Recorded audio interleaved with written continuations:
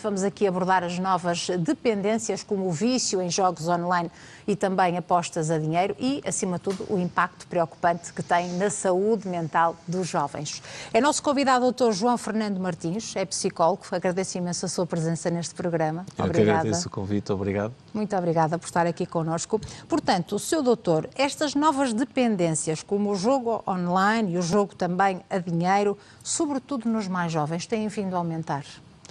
Sim, nós podemos dizer que esta questão das dependências não é algo novo, né? Já desde que existem videojogos, não é? Que a questão das dependências que existe e que prevalece já há bastantes gerações, portanto na minha já existia e na anterior também, quando começaram a surgir as primeiras consolas. Acrescentou foi uma variável interessante ou importante, que foi a questão da internet, não é? E de toda a interação social que isso exige, ou que isso apresenta, que efetivamente implica aqui a apresentação de outras variáveis que depois tornam aqui esta questão das dependências um bocadinho mais importante. Sobre a prevalência em si, o que se sabe é que no tempo do Covid houve um aumento significativo, também por causa de todo o isolamento social. Elas estão muito relacionadas às vezes com algumas perturbações, sintomas depressivos, ansiosos ou até questões de baixa autoestima, por exemplo, não implica a pessoa jogar mais e recolher alguma satisfação nesse sentido, alguma associação a estas questões. No tempo do Covid, por causa de toda a ligação com o isolamento social, os confinamentos, etc., notou-se um aumento deste tipo de consumos, entre aspas. Depois houve uma diminuição e agora tem-se notado um aumento também, nomeadamente ao nível da dependência dos jogos de internet, como se costuma dizer, não tanto em relação às questões de dependência de jogo online, não é? O jogo, casas de apostas e por aí. E aos olhos da psicologia, estas dependências são abordadas e vistas como as dependências mais tradicionais do vício do álcool e também das drogas? Normalmente tudo aquilo que causa alguma dependência é vista, de um ponto de vista da intervenção, de uma maneira semelhante, não igual nem idêntica. Os protocolos são diferentes. Excluiria aqui um bocadinho a questão do vício da dependência do jogo de internet, não aquele que inclui apostas ao nível monetário e financeiro, mas porque o próprio mecanismo de intervenção também é diferente. Nós, quando falamos de vício, por exemplo, de um jogo de internet normal, falamos de uma recompensa, acima de tudo, ao nível social. Portanto, não inclui, assim, a priori, grandes perdas financeiras, como se fosse uma casa de apostas ou ida a um casino, não é? Portanto, o próprio mecanismo de introdução do jogo também é diferente e o próprio protocolo de intervenção também. Na generalidade, normalmente as intervenções são todas semelhantes, embora divergem bastante ao nível do próprio acompanhamento e da própria necessidade de outro tipo de profissionais ou do envolvimento de outros familiares, por exemplo, em relação a essas próprias necessidades. Sim. Claro, terão diferentes critérios. E qual é o impacto que tem na saúde mental dos adolescentes? Pode ter bastante. É importante também nós, já que estamos a falar só aqui nesta parte da questão dos jogos do computador ou de consola online, é importante que se perceba que não existe aqui, o jogar por si só não é uma coisa a priori negativa. Portanto, até tem algumas qualidades ou pode trazer algumas vantagens ao nível das questões da tomada de decisão, da concentração, do foco, não é? Tem sempre algumas coisas boas. E quando é que se torna preocupante? Quando começa a perturbar, não é? Quando começa a perturbar o dia-a-dia da pessoa, neste caso do adolescente.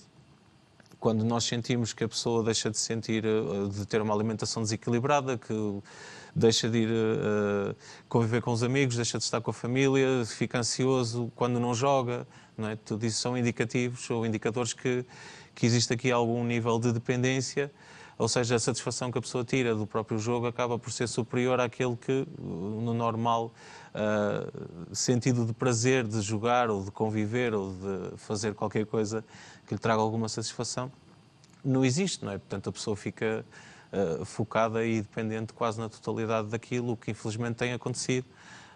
principalmente nas camadas mais jovens. Falou-me da questão das dependências em jogo online ou em casinos online ou apostas do género. Normalmente são dois públicos ligeiramente diferentes. Na questão dos jogos da internet e de consola, aquilo que nós temos é uma prevalência maior entre os adolescentes e jovens adultos, Claro. enquanto no outro tipo de dependência, neste caso os jogos de casas de apostas, temos uma prevalência entre os 25 e os 45 anos, acima de tudo do sexo masculino. Portanto, são populações diferentes. Portanto, também para perceber que a intervenção também é um bocadinho diferente. Sim. Claro. E são os próprios que pedem ajuda? Normalmente são as famílias que detectam aqui algum sinal e que incentivam a pessoa a procurar o apoio de um especialista? Falando um pouco, se calhar, dos casos que me têm aparecido, sinto que o pedido de ajuda surge sempre, e tem que surgir no caso da psicologia pelo próprio indivíduo, mas já houve aqui uma psicoeducação anterior, acima de tudo dos familiares, ou um tentar convencer a procurar ajuda nesse sentido. Normalmente há uma dificuldade de reconhecer o problema, que os próprios familiares e o apoio social que está ali à volta ajuda também a desmistificar um bocadinho e a procurar aqui alguma flexibilidade na percepção do próprio indivíduo sobre que, de facto, ele terá algum problema. E muitas vezes há uma grande relação destas pessoas com esta dependência, com ansiedade e depressão também? Sim, aquilo que se sabe é que a sintomatologia depressiva, ansiosa, questões mais internas como a própria baixa autoestima, questões assim desse género normalmente servem de gatilhos para potenciar a procura aqui de alguma satisfação neste tipo de atividades, e depois servem como um próprio gatilho para a pessoa não sair, não é? Porque depois aquilo acaba por lhes dar aquele alento e aquela satisfação que depois, do ponto de vista social, acabam também por ir perdendo, porque vão-se afastando dos amigos, vão-se afastando da família, e, portanto, o próprio núcleo social que andava ali à volta deixa de existir e depois acaba por centrar-se praticamente naquela atividade. E o sistema de saúde, o que é que pode fazer para inverter um bocadinho estes números? Tem alguma culpa? Há publicidade em demasia também, que promove muito estes jogos, as apostas online principalmente, não é? Estas apostas a dinheiro também, ou não tem culpa e pode, se calhar, ter aqui uma atuação mais robusta? Sim, existem mecanismos bem delineados em relação às próprias apostas online e aos casinos, etc. Já são atividades que ainda bem estão muito bem reguladas. É possível à pessoa, no caso de uma dependência ao nível do jogo ou por causa da aposta, etc., conseguir a sua autoexclusão, ou seja, ela não ter acesso à entrada em casinos ou à entrada em sites de apostas e por aí fora. Portanto, aliás, é uma questão que é trabalhada pela própria psicologia no momento da consulta, não é? Esse tipo de sugestão e de procura aqui de soluções que possam impedir o indivíduo de recair novamente nesse tipo de comportamentos, excluindo aqui, se calhar, aquelas apostas que vão sendo feitas em cafés ou assim, não é? Aquelas questões das raspadinhas e questões assim desse género, ou tipo de jogos assim desse género, que acabam por ser bastante mais difíceis de controlar do que um casino, por exemplo, que apesar de... É assim, Alexandre, é importante falarmos, estamos a falar de pessoas que às vezes aparecem em consulta com perdas altamente significativas. Claro. Estamos a falar de milhares de euros. Que arrasam uma família inteira. Destroem completamente a questão familiar. Na dependência por jogos de internet, esta destruição, entre aspas, do ponto de vista familiar, é muito mais direcionada no próprio indivíduo. Portanto, ele acaba... É quase uma autodestruição, no sentido em que muitos passam 10, 12 horas, 15 horas por dia a jogar, portanto, depois acabam por ter um prejuízo significativo, quer do ponto de vista académico, se ainda forem à escola ou na universidade. Temos um problema relativamente grande do ponto de vista universitário com este tipo de dependências.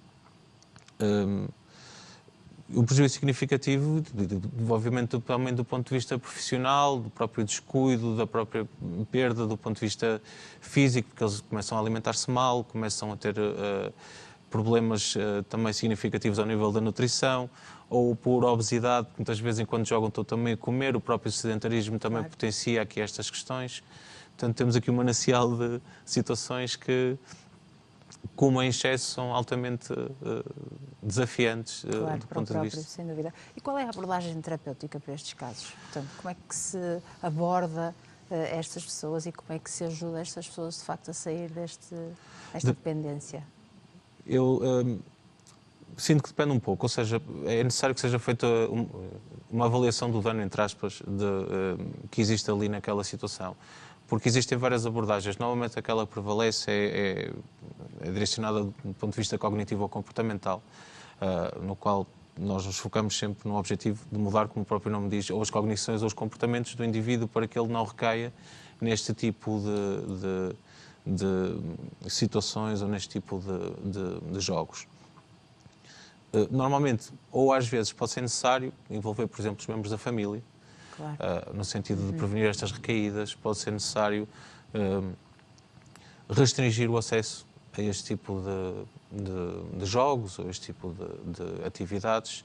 Pode ser necessário, às vezes, um apoio médico, no sentido de, nomeadamente, a psiquiatria ou a medicina geral e familiar, no sentido de compreender se é necessário algum tipo de medicação que lhe dê algum suporte ou que diminua aqui os níveis de ansiedade. Portanto, requer sempre uma avaliação muito abrangente para tentarmos depois direcionar a intervenção à necessidade específica do indivíduo, que é única, não é? Que é individual. Claro. Mas é importante que a família esteja sempre do lado, não é? Sim, de mas normalmente estas pessoas para ajudarem, não é? Em grande parte está, sim. Acho que muitas vezes os casos que nos vêm já vêm com a família por trás a dizer tens que ir fazer alguma coisa, que as coisas não estão a correr bem, não é? Claro, e ainda bem que assim é. Muito obrigada por esta conversa. Muito obrigada também pela sua presença. Foi um gosto poder falar sobre este assunto. Igualmente. E um bom ano 2025. Igualmente. Muito obrigada. Até uma próxima oportunidade. Muito obrigada.